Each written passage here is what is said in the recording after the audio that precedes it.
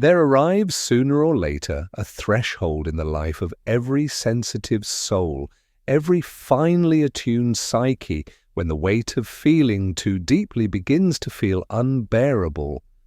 But pause for a moment. What if this unbearable burden is not entirely your own? Have you ever stepped into a room and, without a word spoken, felt the quiet pulse of sorrow lingering there? Have you carried home the unspoken anxieties of strangers as though they were carved upon your own heart, a cross placed upon your shoulders without consent? You are not mistaken in these sensations. You are not fragile, nor are you marked by some cruel curse. You are something rarer, something more extraordinary. You are empathic. And yet this very gift carries a peril often unspoken. For when the light of a soul burns too brightly, when it emerges not from a mask, but from a deeper inner fire, it risks drawing forces that would seek to consume it. Shadows do not gather merely as silent witnesses. They come with a hunger to devour. The unconscious, in its restless longing for wholeness, is drawn inevitably to opposites. Thus, the one who carries light becomes a natural magnet for those who have lost their own flame. But make no mistake, this is not merely a matter of personality clashes or social dynamics. It is far more dangerous. It is a spiritual alchemy, the meeting of forces that can transform or destroy. Empaths, more often than not, are initiated into this path not by desire, but by necessity. Their heightened perception is not a random gift. It is a survival mechanism shaped long ago. Perhaps it began in childhood, in the quiet tension of walking on eggshells around an unpredictable parent. Perhaps it formed by absorbing the chaos of a world too overwhelming to face head-on. In such crucibles, the empath's body became a chamber of echoes, a vessel attuned to the faintest tremor. Their soul became a sponge, soaking up every fragment of what others could not carry. Every flicker of another's emotional flame was noticed, every shift of tone or gesture received with exquisite clarity. What once began as a way to survive slowly crystallized into identity. And once it became identity, it inevitably summoned its opposite. For every empath, there exists a narcissist waiting to complete the circuit. But let us be clear, I do not speak of narcissism in its everyday caricature, vanity, arrogance, selfish indulgence. No. The narcissist here is an archetype, a deeper figure, a fractured mirror of the self. This is the one who has banished their own pain, exiling it so completely that they must feed on the light of another to survive. Where the empath feels endlessly, the narcissist feels scarcely at all. Where the empath gives without measure, the narcissist takes without hesitation, without remorse, without shame. One bathes in the vast ocean of others' feelings, while the other builds an impenetrable fortress to escape their own. These two are drawn together not by romance, nor by the strings of fate, but by a hidden law of symbolic compensation. The unconscious, ever-demanding balance compels such a meeting, and so the unhealed light-bringer inevitably calls forth the shadow devourer. This is no random accident. It is an unconscious ritual, a living reenactment of an ancient dream, one in which light and darkness attempt, again and again, to remember that they were once a single whole. But beware, such a union is not sacred unless both awaken. Too often, only one is left carrying the heavy burden of awareness. You, the empath, may find yourself believing that it is your sacred role to heal the broken, to fill the emptiness of others, to love even the unlovable back into some imagined wholeness. But pause, ask yourself, is this true compassion? This belief, however noble it may feel, is not compassion. It is possession. Possession not by ghosts or demons, but by an archetype far too vast for any single soul to hold. It is the path of the wounded healer, one whose agony becomes both his calling and his cage. The danger lies not in the brilliance of your light, but in your identification with that light. And it is precisely this identification that the narcissist feeds upon, not consciously. Indeed, in their own eyes, they are rarely villains, but unconsciously they are drawn to what they have banished within themselves. You then become the mirror they cannot break. Your empathy becomes the very fuel that allows them to postpone facing their own pain. In your presence, their emptiness recedes, if only for a moment. But like a vampire that cannot bear its reflection, they will eventually come to resent the truth you reveal. And you, dear soul, will feel as though you are slowly dying, not in the flesh, but in your very essence. Each compromise of your truth, each silenced part of your being, in order to preserve the bond, becomes a sacrifice upon the altar of someone else's denial. And your unconscious will cry out in dreams of drowning in deep waters, of running endlessly through houses with no exits. And these are not idle symbols, they are urgent messages, your inner self pleading with you to awaken.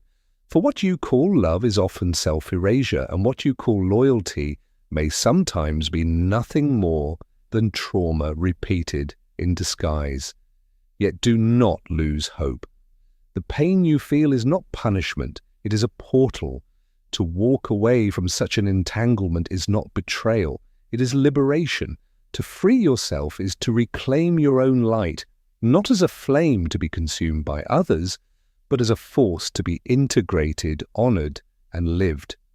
For your light was never meant to save others, it was meant to guide you. Empathy without boundaries is self-destruction. Love without discernment slips into codependency. Healing others without first healing yourself becomes spiritual martyrdom, not true transformation. The way forward, then, is not to dim your light, nor to harden your heart. It is to know yourself, to look not only into the eyes of others, but into the mirror of your own soul. It is to meet your shadow face to face, to claim your projections, and to learn to distinguish between divine guidance and emotional ensnarement. Only then can the empath recognize their own hidden narcissism, the part that longs to be needed, that fears abandonment so profoundly it will endure anything to avoid it. Can the cycle be broken? This is the pressing question, for just as the narcissist consumes without end, the unconscious empath offers themselves willingly to be consumed. But let us be clear, this is not sainthood, no holy act of sacrifice. It is self-forgetting, a disappearance of the self behind a mask of endless giving. And in this dark mirror you must dare to ask, who benefits when I silence my truth? Who is nourished when I dim my knowing? What part of me still believes that I must suffer in order to be loved? These questions are not casual riddles, they are ancient keys. And like any key, they must be turned slowly, gently, with care. For the door they open is older than memory, and behind that door lies not only your freedom, but your hidden power. And understand this clearly, that power was never meant to fix others, but to see them as they are without dissolving yourself in the process. The unconscious itself is not evil, but it is utterly amoral. It cares nothing for your comfort, nothing for your survival. Its single obsession is wholeness at any cost. And so when you walk through the world as a radiant beacon of light, unguarded and unaware, the unconscious of others will not reach out in welcome. No, it will reach out to absorb you. their unintegrated shadows recognize in you what they cannot face in themselves. It is not love they seek, nor true connection, but consumption. This is the archetypal drama of the empath, to be born with the gift of inner attunement, yet burdened with the illusion that others can be redeemed through self-sacrifice. And it is within this illusion that so many are lost. The line between meaningful devotion and destructive martyrdom blurs, until what once felt like a calling mutates into a compulsion. If you leave every encounter with certain people feeling drained, exhausted, hollow, know this: it is not a flaw in your nervous system. It is your soul crying out. The body does not lie. It carries the wisdom that the mind works tirelessly to suppress. And yet, how often do empaths rationalize away their suffering? Maybe I'm just too sensitive, they whisper. But no, this is not sensitivity. This is submersion. You are drowning in another's unconscious depths and naming it love. The greatest danger for the empath is this: to take responsibility for another's transformation. The narcissist, better understood here as the archetype of the devourer, does not change because you stretch yourself thinner, love harder, or give more. They change only when the mirror finally shatters, when the steady supply is cut off, when the performance of the relationship can no longer draw applause from your attention. They do not change when you love them more. They change, if at all, only when you leave. And even then, only if their soul is ready to awaken. But for the empath, this truth is often unbearable. Why? Because their earliest wound has written a script that whispers, if I love enough, I will finally be safe. This script is not learned in adulthood, but in childhood. You learn to soothe the tempers of adults, to read the room with unerring accuracy, to anticipate the moods of those who held your fragile survival in their hands. You became attuned not because it was noble, not because it was some divine calling, but because it was necessary. Survival demanded it. What began as adaptation slowly hardened into addiction, an addiction to fixing, to peacekeeping, to becoming the balm for wounds you did not create. But hear this clearly: the child is innocent, yet the adult must awaken. The narcissist does not merely mirror your opposite, they expose the hidden part of you that still clings to the belief that you do not matter unless you are useful. That belief is your prison, the invisible cage that keeps you bound.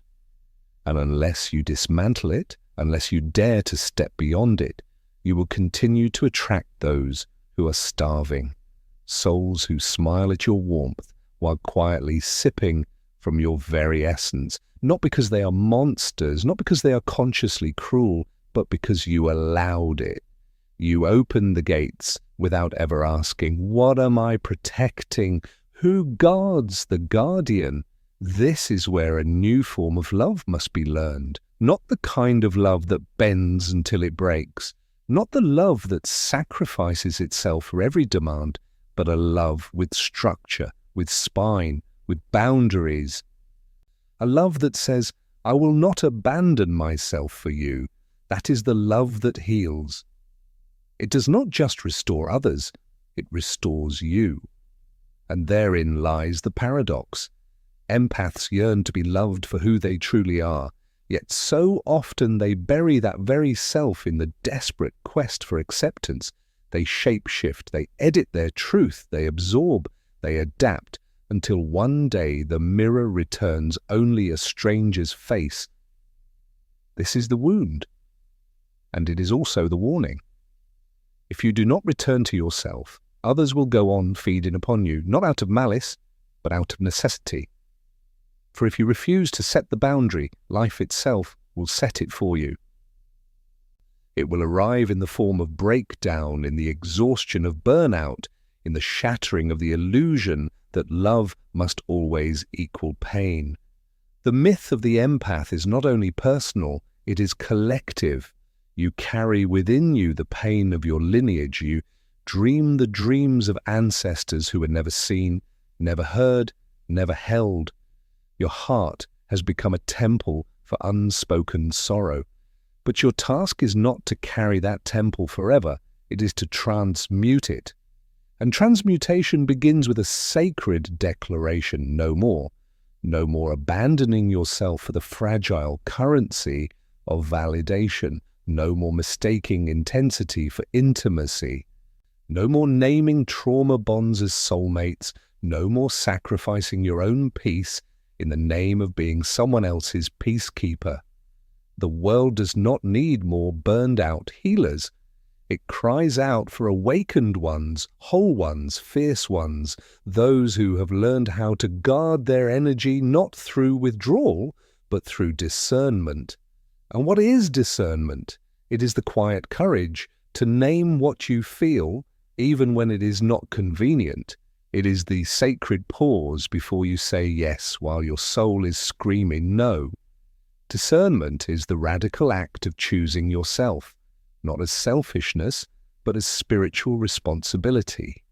For if your well runs dry, what truth can you possibly give? Let this be clear: you are not too much. You never were, but you have given too much to those who could not hold it. And that is not your fault, it is your pattern. But patterns, once brought into consciousness, become portals. And this is the alchemy. This is the moment where your empathy becomes your strength, not your sentence. The danger, dear one, is very real, not because people are monsters lurking in the shadows, but because they are deeply wounded.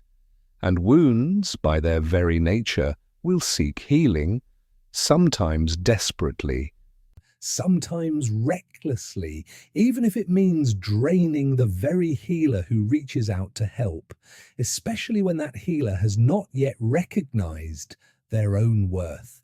But now you do. The soul cries for balance. And for the empath, balance is often learned in an unfamiliar tongue, the language of limits. It is the discovery that love is not measured by how much you can endure or by how completely you can dissolve for another. No, it is measured by how much truth you can carry and how faithfully you can honor your own truth alongside the truths of others. This is the beginning of individuation, not the path of endless merging with others, but the sacred path of returning to yourself. Every empath must stand before this threshold, and it feels sacred precisely because it is terrifying. The greatest fear is the fear of becoming selfish. Yet hear this, that fear is not the voice of your higher self. It is the echo of old programming. It is the voice that once told you your needs were inconvenient, your feelings too loud, your truth too costly to be spoken aloud. But how long will you keep paying that price? How many times will you betray your intuition just because someone else looks sad? How many nights will you spend wrestling with emotions that were never yours to begin with? The empath's heart is indeed a compass, but only if you first allow it to point inward. If you use your sensitivity only to tune in to the chaos around you, you become nothing more than an antenna for suffering. But when you turn that sensitivity inward, it becomes something else entirely. It becomes vision, vision into what is real, vision into the architecture of your soul, vision into the subtle, whispering currents of energy that quietly but firmly say, this is yours and this is not. Do you know what happens when an empath finally awakens? They stop apologizing for existing. They stop shrinking themselves to fit into other people's comfort zones. They stop over-explaining their boundaries to those who only benefit from those boundaries being absent. They begin to shine not as lanterns burning themselves out for others' darkness, but as steady flames that cannot be extinguished. They are no longer beggars asking for a seat at someone else's table. They build their own altar, not one of martyrdom, but one of truth. And this, dear one, is what the world secretly fears. Or the empath who remembers their power. Because when you remember, you stop being easy to manipulate. You stop being available for emotional vampirism dressed up as connection. You stop mistaking chaos for chemistry, and you begin to ask the deeper, sharper question, does this relationship honor who I am becoming? That question is no gentle whisper. It is a sword cutting through illusion with precise clarity. It becomes the filter through which every bond, every connection must pass. And let it be understood, this does not make you cold. It does not make you unfeeling. What it makes you is clear, and clarity in its truest form is love's fiercest expression. But I must warn you, hear this with both courage and caution. Not everyone who claims to need your light is meant to have it. Some will arrive with charming wounds, carrying magnetic stories that pull at your heart. Some will cry in your arms while sharpening daggers behind your back, and others will indeed love you, but only the version of you that remains small enough not to threaten their own stagnation. Your light is holy, but it is not charity. Remember this well. You do not owe your soul to every outstretched hand that trembles before you. Even Christ, in his compassion, had discernment. Even saints, radiant with grace, knew when to walk away. For even a healer must rest, even a vessel of light must guard its flame. So if you feel yourself pulled towards someone's presence, pause and ask with honesty, is this resonance or repetition? Is this intuition or an old wound seeking resolution? Because not every pull is sacred. Sometimes it is trauma wearing the mask of destiny. Sometimes it is the faint, trembling voice of your inner child whispering, maybe this time I'll finally be chosen. But hear me. You must choose yourself first. You must become the parent your wounded heart never had. The guardian who vows, I will not abandon you again, not even in the name of love. For the final warning to empaths is not that others are dangerous, but that your own unhealed need to be needed is the most dangerous of all. When you pour out your very essence to feed others, believing that love must cost you your vitality, you are repeating the ancient story of self-erasure. And that story has never led to liberation. It leads only to depletion. But the moment you recognize the pattern, the moment you hold it in your hands and whisper, I understand now, something shifts. You reclaim the pen. You begin writing a new chapter. In this chapter, you are no longer a sponge soaking up the unspoken emotions of the world. You become instead a vessel for truth. In this chapter, your light does not flicker and fade under the weight of exhaustion. It burns steady, unwavering, with purpose. And that purpose is not to save others from their darkness. No, it is to embody the truth that wholeness is possible. Wholeness is not reached by absorbing pain, but by transforming it. Empath, your gift is not your suffering, it is your sight, the sacred ability to feel what others cannot, to perceive what lies hidden beneath the surface. Yet with this gift comes an equal responsibility to protect it, to guard it, to revere it. Let your yes be sacred, spoken with intention. Let your no be a spell, a shield that seals your energy field. Let your presence be a blessing, but never a buffet. You are not the answer to every hunger. You are not a cure to be consumed. You are not a savior walking the earth for all who cry out. You are a soul, sovereign, radiant, and seen. And when at last you believe this, when you embody it, the world itself changes. It no longer feeds upon you. It begins at last to respect you. For the soul cries for balance, and balance, for the empath, so often begins with learning the language of limits. It is the discovery that love is not measured by how much you endure, but by how much truth you can hold, including your own. This marks the beginning of individuation. Not the endless merging with others, but the sacred return to yourself. And here, every empath must face the sacred threshold, the fear of becoming selfish. But hear me, the fear does not belong to your higher self. It is the lingering echo of old programming, the voice that told you your needs were inconvenient, your feelings too loud, your truth too costly. But let me ask you this, how long will you pay that price?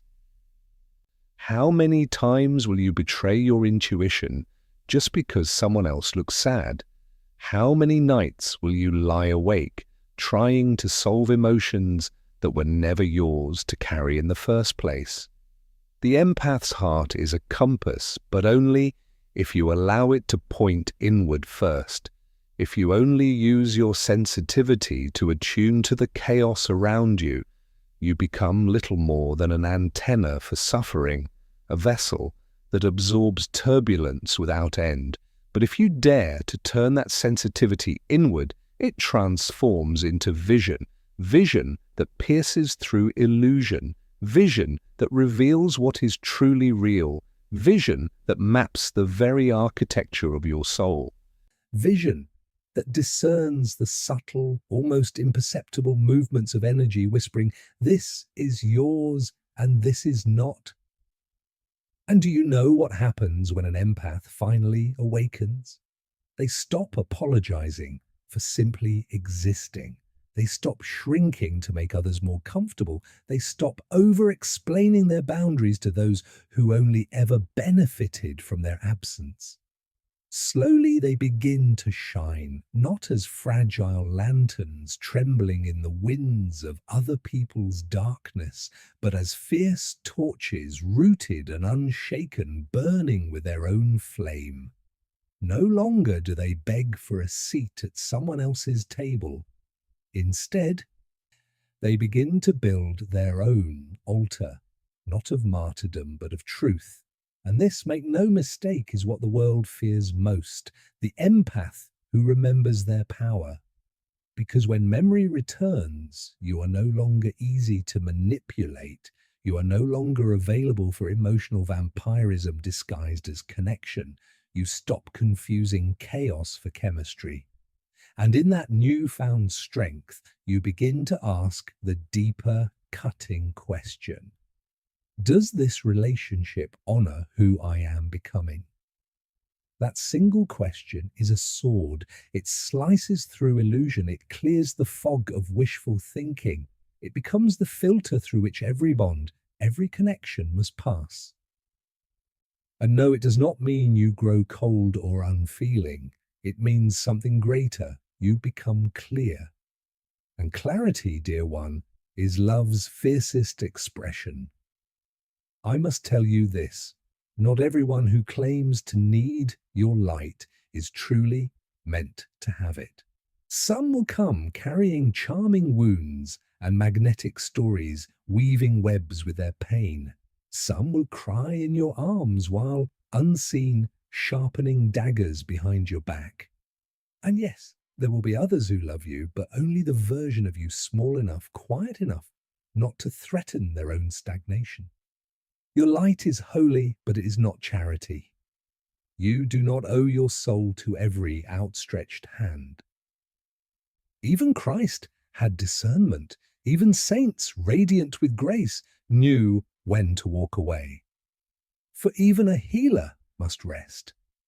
So when you feel that undeniable pull towards someone, stop and ask yourself honestly, is this resonance or repetition? Is this intuition or an old wound seeking resolution? Because not every pull is sacred. Sometimes it is trauma cleverly disguised as destiny. Sometimes it is the trembling inner child whispering, maybe this time I'll finally be chosen. But hear me clearly. You must choose yourself first. You must become the parent your wounded heart never had, the guardian who declares, I will not abandon you again. Not even for love. For in the end, the final warning to empaths is not that others are dangerous. It is this. Your own unhealed need to be needed can be the most dangerous force of all. When you feed others with your very essence, when you believe that love must always cost you your vitality, you repeat the ancient, tragic story of self-erasure. And that story does not lead to liberation. It leads inevitably to depletion, to a slow dimming of your own flame. But when you begin to truly see the pattern, when you dare to hold it in your own hands and whisper, I understand now, something shifts. You reclaim the pen of your own narrative. You take back authorship of your life. You begin to write a new chapter, one where you are no longer a sponge for the unprocessed emotions of the world, soaking up what was never yours, but a vessel for truth and clarity. One where your light no longer flickers under the weight of exhaustion, but burns steady and unwavering with purpose. And that purpose is not to save others from their darkness, nor to sacrifice yourself as a remedy for their pain. It is, instead, to embody the living truth that wholeness is possible, possible without erasure, possible without martyrdom, not by absorbing pain, but by transforming it into wisdom. Empath, your greatest gift is not your suffering, it is your sight, the rare and precious ability to feel what others cannot, to perceive what lies hidden beneath masks and words. But with such a gift comes a sacred responsibility to protect it, to guard it like a flame in the wind, to revere it as something holy. Let your yes be sacred, offered with presence and intention. Let your no be a spell, a quiet but unshakable incantation that seals your energy field and says, this is where I end and you begin. Let your presence be a blessing, but never a buffet for endless hunger. You are not the answer to everyone's emptiness. You are not a cure. You are not a savior. You are a soul, sovereign, whole and seen. And when you finally believe that, when you embody it in the marrow of your being, something astonishing happens. The world stops feeding on you and at last begins to respect you.